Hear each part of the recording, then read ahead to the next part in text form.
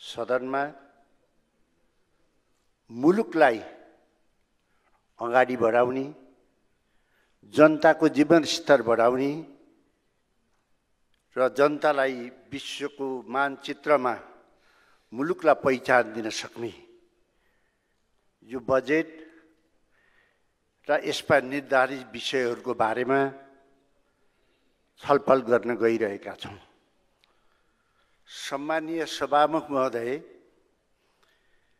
हामीले 7वटा विषयमा विनियोजक विधेयकमा छलफल गर्ने भनेका थियौँ। त्यही अनुसार हामी तयारी गरेर पार्टीगत रूपमा समयमा आएका थियौँ र अहिले आएर 81 3वटा मात्रै विषयमा कुरा गर्ने भन्दाखेरि कुनै पनि व्यक्तिले अब अरू विषयमा बोल्ने कि नबोल्ने त्यो सम्बन्धित मान्नेहरूको कमजोरी होइन। तसर्थ म आदरणीय सभामुख महोदयलाई यससित सम्बन्धित रहेर अरू विषयमा आफ्ना कुरा राख्ने अनुमति चाहन्छु। सम्मानीय सभामुख महोदय, हामी 34 वर्ष भयो यो देशमा विधिको शासन, मुलुकको प्रगति, जनताको हितका लागि संसदीय व्यवस्था मार्फत हामीले मुलुकको प्रगति गर्छौँ भनेर लिएर आएको। आज म भाग्यले यहाँ उपस्थित भएको छु। यही उद्देश्यका निम्ति मेरा धेरै साथीहरूले ज्यान गुमाए, धेरै साथीहरू अपाङ्ग भए। मैले आज तिनीहरूको पनि उहाँहरूको पनि प्रतिनिधित्व गर्नुपर्ने अवस्था छ। जुन मेरो संसदमा छलफल गर्ने हो त्यसमा हामीहरूको बिचमा असहमति रहनु हुँदैन। कोही हामी कुर्सीमा बसेका छौँ, कोही बोलिरहेका छौँ, कोही चाहिँ तल प्लेटीमा आएर बस्नुभएको छ मान्यज्यूहरू। यो के हो? यसको समाधानका निम्ति मैले सरकारलाई आग्रह गर्न चाहन्छु। यो नाटकले, यो प्रवृत्तिले मुलुक अगाडि बढ्न सक्दैन। हामीले अहिले जे गरिरहेका छौँ, सभामुख महोदयजी मार्फत राख्न चाहन्छु, भोलि उज्यालो होला, भोलिको दिनमा सम्मान होला, भोलि प्रकाश आउला। यो सबैको कारणले, यो आशाले हामी बाँचिरहेका छौँ। तर हाम्रा युवाहरू शिक्षाको नाममा बाहिर, रोजगारीको नाममा बाहिर, दलालीको नाममा बाहिर र बाहिर गएर पनि सुख पाउने हो र भने करोडौँ खर्च गरेर बाहिर गएको छ, लाखौँ खर्च गरेर बाहिर गएको छ, उहाँ गएर यहाँभन्दा बढी दुःख पाएको छ। यदि युवाविहीन नेपाल बनाउने हो भने यो बजेट हामीलाई किन? विभिन्न शीर्षकमा छलफल किन?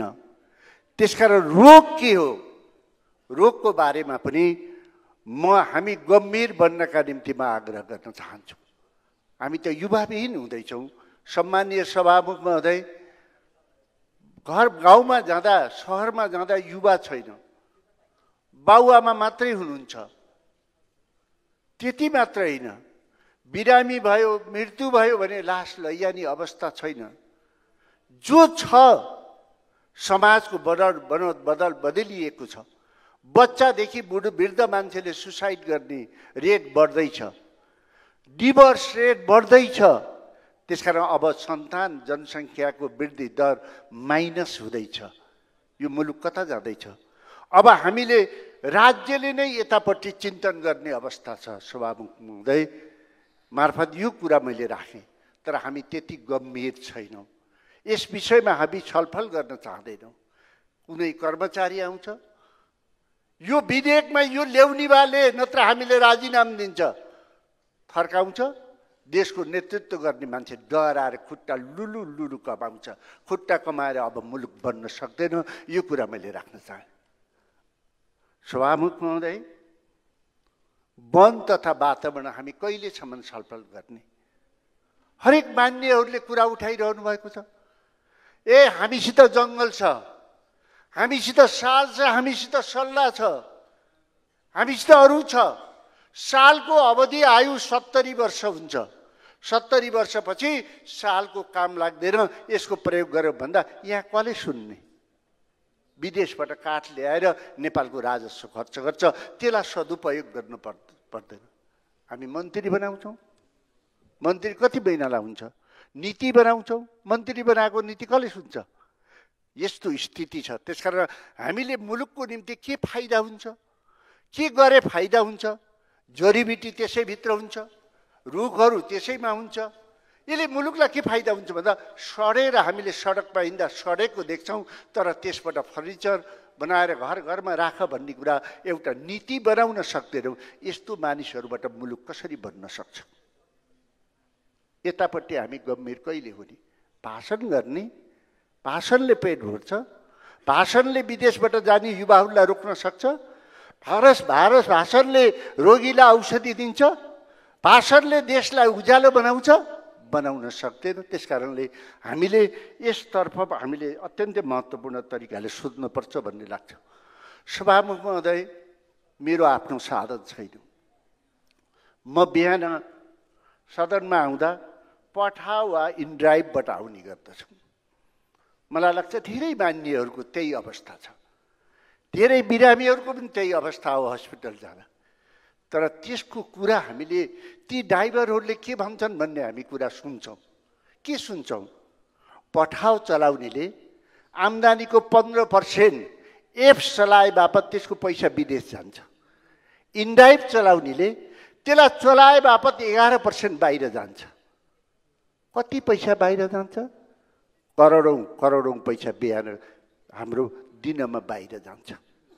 राज्य छ, नेतृत्व छ, विज्ञ छ, भाषण गर्छ, अझ भएन भने किताब पनि लेख्छ, जानी नजानी निर्देशन दिन्छ, अधिकारका कुरा गर्छ, कर्तव्यको कुरा गर्दैन। यदि सरकारले विश्वासिलो एप बनाउने हो भने 15%मा 10मा झार्देऊ न, 11मा 5 झार्देऊ न, 5% सामाजिक सुरक्षामा राखिदिने हो भने त्यो वर्ग एकैचोटि सम्पन्न हुन्छ। उसलाई उमेर गइसकेपछि वृद्ध भत्ता दिन पर्दैन, त्यो आफै सम्पन्न हुन्छ, त्यो खुसी हुन्छ। खुसी हुने बाटोतिर लाग्नु पर्दैन, आशा जगाउने बाटोतिर लाग्दै पर्दैन। एउटा ट्याक्सीमा बस्दा कति कुरा सुन्नुपर्छ, त्यसले मान्छेको न्यारेटिभ के बनाउँछ? यो देशमा केही बन्दैन भन्ने हुँदैन। त्यसकारण सुरु त्यहाँबाट गर त। आज हामीले 34 वर्ष भयो बहुदलीय व्यवस्था ल्याएको, 34वटा बजेट ल्यायौँ। यस्तै समूहगत रूपमा हामीले सम्बोधन गर्यो भए यो मुलुक कति सम्पन्न हुन्थ्यो, विदेशमा बाहिर जान्थ्यो? यो चिन्तन छ, यो सोच छ।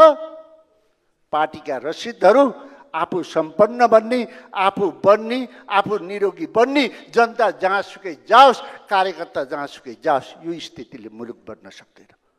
मैले केही भन्न चाहन्न।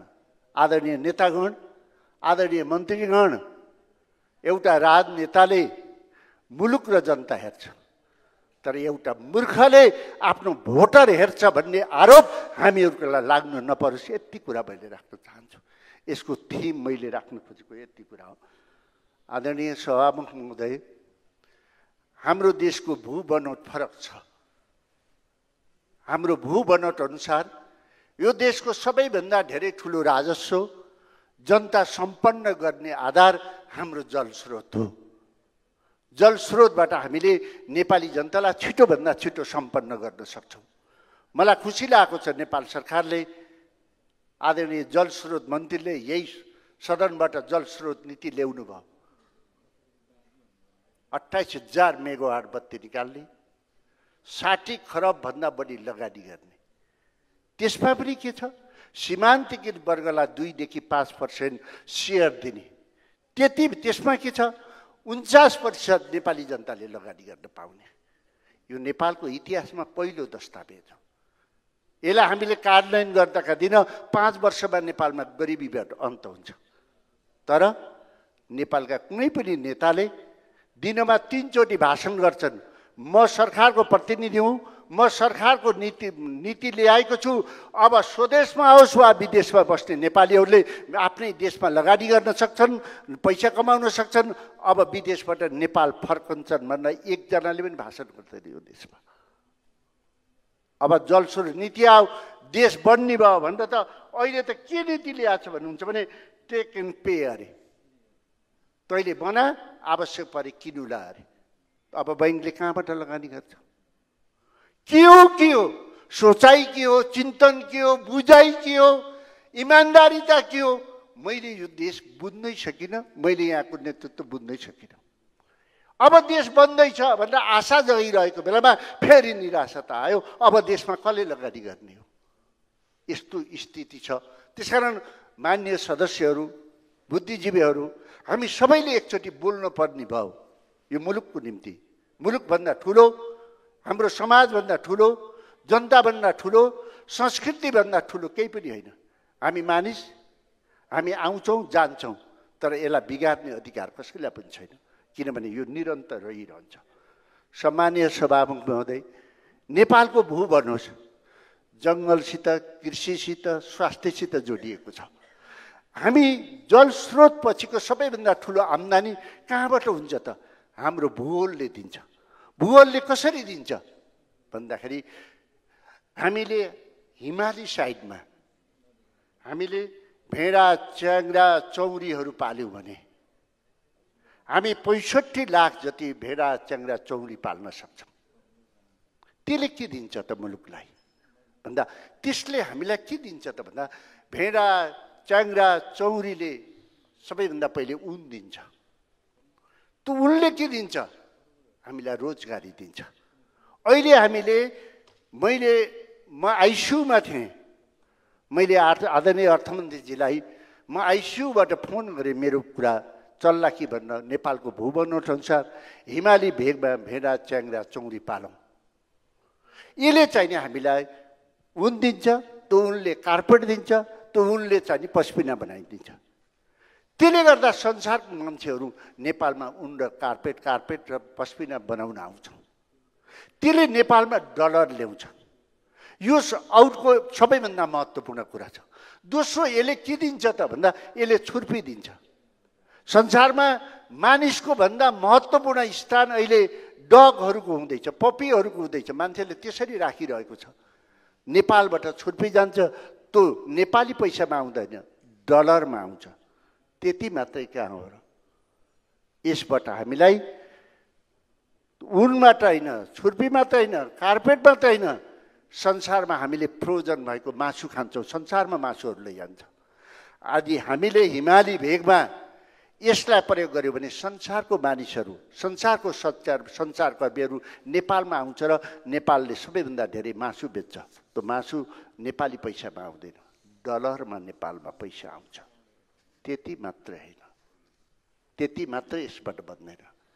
आज हामी खरबौँ लगानी गरेर, आदरणीय जनार्दन सरले पनि भर्खर भन्नु, नेपालको बजेटमा जहिले सुकै हाम्रोमा के हुन्छ भने युरिया मोल कारखाना खोल्ने भनेर लेखेको छ, भाषण गरेको छ। हाम्रो जस्तो देशलाई त्यो आवश्यकता पर्ने होइन। त्यो मल, त्यो च्याङ्ग्रा, भेडा, चौरीले दिएको मल हाम्रा स्कुल जाने बच्चाहरूलाई वा मानिसहरूलाई तिमीले 1 बोरा मल टिप, तिमीले 100 रुपियाँ प्राप्त गर्छौ भन्दाखेरि त्यो 100 रुपियाँ बच्चालाई स्कुल जाँदाखेरि निम्ति खर्च हुन्छ। त्यो मल हाम्रो देशमा मात्र होइन, बाहिर जान्छ। आज 100 रुपियाँ तिरेर सङ्कलन गरेको मल हजारौँ रुपियाँमा बाहिर जान्छ। अर्ग्यानिक मुलुक बन्न सक्छ। अर्ग्यानिक मुलुक भयो भने के हुन्छ? स्वास्थ्यको खर्च घट्छ। स्वास्थ्यको खर्च घट्दा निरोगी हुन्छ। के हामीले बिरामी भएर हस्पिटल खोज्ने हो, डाक्टर खोज्ने हो? हाम्रो देशको भूबनोट के छ? हामी निरोगी बन्न सक्छौँ। पाणिनि ऋषि यहीँ, श्रृङ्ग ऋषि यहीँ, जसले चाहिँ नि श्रृङ्ग ऋषिले दशरथलाई सन्तान नहुँदा यहाँको जडीबुटी लगाएर दशरथलाई खुवाएर, रानीहरूलाई खुवाएर राम लक्ष्मणहरू जन्माएको त्यस्तो भूमि छ। न हामीलाई केही इतिहासको ज्ञान बुझ्न खोज्छौँ, न हाम्रो सम्पत्तिको भेल्यु बुझ्न खोज्छौँ। हावामा, उडिया तालमा को विज्ञ भनेको छ, त्यो विज्ञ हो कि कमिसन खान आएको हो कि त्यसको आधारमा मुलुक बनाउन सकिँदैन। हामीसित सबैभन्दा दोस्रो आधार हो। त्यति मात्रै हो र? चौरीहरू, भेडाहरू, च्याङ्ग्राहरू पाल्नका निम्ति घाँस चाहिएन? घाँस चाहिएन? 6 महिना त्यहाँ खान्छ। 6 महिनाको घाँस पहाडबाट जान्छ। त्यो पैसा पहाडमा पनि त आयो नि। त्यो घाँस परालमा मधेसमा पनि त गयो नि। मुलुक सम्पन्न बन्न सक्छ। त्यसकारण हामीसित दृष्टिकोणै पुगेन, हामीसित चिन्तनै पुगेन। केवल आफू कसरी बन्ने, आफू कसरी रमाउने, साथीभाइहरू जे गरून्, देशका जनता जे गरून्, यिनी जहाँसुकै जाउन् र कर्मकाण्डी तरिकाले प्रतिवर्ष यस्तो छलफल गरेर मुलुक बन्न सक्दैन, यो कुरा मैले राख्न चाहेँ। त्यस कारणले योतातिर हाम्रो दृष्टि पुगोस् म आग्रह गर्न चाहे। स्वास्थ्य र जनसङ्ख्या मैले पहिला पनि भने, आज नेपाली जनताहरू कृषिदेखि यसमा जोडिएको छ, पानीसित यो जनताको स्वास्थ्य जोडिएको छ, योगासित जोडिएको छ, शिक्षासित जोडिएको छ, जडीबुटीसित जोडिएको छ। यो सबै एकै ठाउँमा पर्छ। त्यसकारणले यसलाई हामीले गम्भीरतापूर्वक छलफल गरौँ भन्ने कुरा मलाई लाग्छ। अब कृषकले के गर्ने? कृषक त नाम मात्रै हाम्रो कृषक। कृषकको नाममा हामी कति भाषण गर्ने? तिनको नाममा अनुदान आउँछ, त्यो अनुदान तिनले पाउँदैन। अहिले मैले कृषि मन्त्रालयले निकालेको पुस्तिका हेरेँ, के त्यो गरिब जनताहरूले, ती किसानहरूले कृषि अनुदान पाए त भन्दा काठमाडौँमा बस्ने 9 जनाले अरबौँ अरब अनुदान पाए। ती जनताले न ब्याङ्कबाट ऋण पाउँछन्, न तिनले अनुदान पाउँछन्। कति दिन भाषण गर्ने? यसलाई छानबिन गरौँ, जसको बालामा गल्ती भएको छ त्यसलाई कारबाही गरौँ, यति कुरा म राख्न चाहेँ। होइन भने किसानले केही पाउँदैन। न किसानले मन पाउँछन्, न किसानले बिउ पाउँछन्, न किसानले अनुदान पाउँछन्, न किसानले बजार पाउँछन्, न किसानले मूल्य पाउँछन्। हामीले विषादी खानुपर्छ। आज विषादीको कारणले हार्टको बिरामी, क्यान्सरको बिरामी कति बढिरहेको छ। यसपट्टि हामी कहिले चिन्ता नै गरेनौँ, सोचै छैन। यो सोच कसले बनाइदिने हो? यो सोचको विकास कसले गर्ने हो? यसपट्टि पनि हामीले ख्याल गरौँ। किसान भाषण गर्ने साधन नबनाऊ। किसानलाई अहिले पनि मैले फेरि दोहोऱ्याउन चाहेँ, किसानलाई मल देऊ, बिउ देऊ, बजार देऊ, मूल्य देऊ, तब पो मुलुक सम्पन्न बन्न सक्छ, तब पो हामी गरिबीबाट मुक्त हुन सक्छौँ। त्यस कारणले आदरणीय सम्माननीय सभामुखजी मार्फत यो कुरा मैले राख्न चाहेँ। यत्रो हामीसँग संस्कृति छ, पशुपति छ, लुम्बिनी छ, मुक्तिनाथ छ, हलेसी छ, लुम्बिनी, यति धेरै ठाउँहरू छन्। हामी गरिबी हुनै मिल्दैन। हाम्रा युवाहरू विदेशै जानु पर्दैन, संसार यही आउने ठाउँमा हामी कहाँ चुकेका छौँ, यस कुरामा मलाई राख्न चाहेँ। आज मैले आग्रह गरेँ, यसलाई सबैको कानमा पुगोस्। आज संसारमा यत्रो क्यान्सर छ, हार्टको बिरामी छ, के संसारको वैज्ञानिकहरूले औषधि उत्पादन गर्न नसकेर हो? यो प्रश्न राखेँ। औषधि उत्पादन नगर्न सकेर हो? के क्यान्सरको औषधि बन्दैन? के हार्टको बिरामीको औषधि बन्दैन? के किडनीको बिरामीको औषधि बन्न सक्दैन? किन बन्दैन? यो प्रश्न हाम्रा लागि महत्त्वपूर्ण हुन सक्छ। किन बन्दैन भन्दा अहिले संसारमा औषधिको व्यापार पर इयर 20 ट्रिलियन व्यापार हुन्छ। 20। तर उनीहरूलाई क्यान्सरको औषधि बन्यो, किडनीको औषधि बन्यो, हार्टको औषधि बन्यो भने त उसको व्यापार कमी हुने भयो नि, उसले नाफा खान कम पायो नि। त्यस कारण यी नाफाखोरहरूले, बिचौलियाहरूले औषधि बनाउन दिँदैनन्। नेपाल किन बन्दैन भन्दा केही बिचौलियाहरूले मुलुक विकास भयो भने, नेपालका युवाहरू नेपालमा बस्यो भने, नेपालको शिक्षा नीति राम्रो भयो भने, नेपालको स्वास्थ्य नीति राम्रो भयो भने, नेपालले जलस्रोतमा सम्पन्न भयो भने यी बिचौलियाहरूले खान पाउँदैनन् नि। त्यसकारण यिनले हुन दिँदैनन्। हाम्रो कर्तव्य यिनलाई ठिक ठाउँमा ल्याउने हो, नत्र भने मुलुक बन्न सक्नु। यसलाई अनर्थ नमान्नु होला। राम्रा कुरामा ताली पनि बज्दैन, हप्पी पनि बज्दैन। हाम्रो देश यस्तो छ। हामी गम्भीर, हामी उडन ठाउँलाई कुरा गऱ्यौँ भने त्यसले छुन्छ मान्छे। संवेदनशील कुराले हामीले छुन्दैनौँ। यो नेपालको तस्बिर हो, यो नेपालको मनस्थिति हो। त्यसकारण हामीले फरक तरिकाले सोध्नुपर्छ भन्ने कुरा मलाई लाग्छ। अब अहिले सङ्घीय सामान्य प्रशासन मन्त्रालयदेखि, कृषिदेखि, स्वास्थ्यदेखि, कानुनदेखि हामीले के भन्ने? हामी कहाँ चुक्यौँ मैले भन्न चाहिन्न। हामी चुक्दा हामीले सही समयमा सही मान्छेलाई सही ठाउँमा राख्न सकेनौँ। त्यसले गर्दाखेरि हामीले आशा जगाउन सकेनौँ। आज म मेरो देशको बारेमा म यो गर्दैछु, यो ग्लोबल भिलेजमा यो सदनबाट मैले भन्न सक्थ्यो मैले यति वर्षभित्रमा मैले सडकहरू बनाउँछु, यति बेला वर्षभित्रमा मैले बिजुली ल्याएर, अझ भएन भनेर भारत र चीनको द्वन्द्वमा हामीले नेपालमा के गर्न पर्थ्यो? बिचमा दुवैको लगानी नेपालमा गराउनु पर्थ्यो। त्यसले अन्तर्राष्ट्रिय सम्बन्ध बढाउनु पर्थ्यो। त्यो बाटोतिर हामी छैनौँ, बरु उत्पादन नगर्ने बाटोमा हामी छौँ। आज नेपालमा कुनै पनि भिजनरी नेता भएको भए, भिजनरी नेताको नेतृत्वमा मुलुक भएको भए कुम्भ मेला 21औं शताब्दीमा 65 करोड मान्छे कुम्भ मेलामा भेला भए अरे। यति कुम्भ मेला बनाउने नेपालमा कति छन्? यति तु भिजनरी नेता भएको भए रिडीको शालिग्राम र त्यहाँको जललाई हामीले कुम्भ मेलामा रुरुको मुक्तिनाथको जल र शालिग्राम भन्यो भए खरबौँ पैसा नेपालमा आउँथ्यो। भाषण गरेको छ, जनतापट्टिको चिन्तन छैन, मुलुकपट्टिको चिन्तन छैन, आम्दानी कसरी बढ्छ ल त्यसलाई बाँडौँ भन्ने चिन्ता छैन। केवल आफ्ना आफ्ना मान्छेलाई बजेट बाँडेको छ, आफ्ना आफ्ना मान्छेलाई बजेट बाँडेको छ। कहाँ आवश्यकता हो बजेटको, कहाँ विकासको आवश्यकता हो, कहाँ आवश्यकता होइन, मतलब छैन। आज सरकारले करोडौँ लगानी गरेका सडकहरू, खानेपानीहरूमा बजेट काटेको छ। यस्ता मूर्खहरूलाई के भनेर कसले राज्यले सम्बोधन गर्ने र संसदहरूले सम्बोधन गर्ने? योभन्दा विडम्बना के हुन्छ? कहिले बोल्ने? देश डुबिसक्यो, रसिद साँतेर बोलेर हुन्छ कि? रसिद त मैले बनाएको, यो मुलुक र यहाँको जनता थिए, त्यसकारण मैले रसिद बनाएको, मैले पार्टी बनाएको। यो मुलुक र जनता रहेनन् भने के हुन्छ? कर्मचारी विधेयक ल्याउँदा झगडा गरेको छ के सधैँ खानै पर्ने एउटाले? जाहेर सिद्धता दिन अर्को दिन नियुक्ति पाउन पर्ने? यो कुन देशमा छ? जसलाई कारबाही गर्नुपर्ने हो उसलाई अर्को नियुक्ति अबदेखि यो देशमा हुन सक्दैन, जेसुकै नेताले भन्नु। र म प्रमुख सचेतकज्यूहरूलाई आग्रह गर्न चाहन्छु, तपाईँले निर्देशन मात्रै दिने होइन, कर्तव्य पनि निभाउनु पर्छ। यो कुरा मैले सबै पार्टीका साथीहरूलाई आग्रह गर्न चाहन्छु। आज हाम्रो काम भयो, आमाको नाममा विधेयक भयो, नागरिकता पाउने भयो।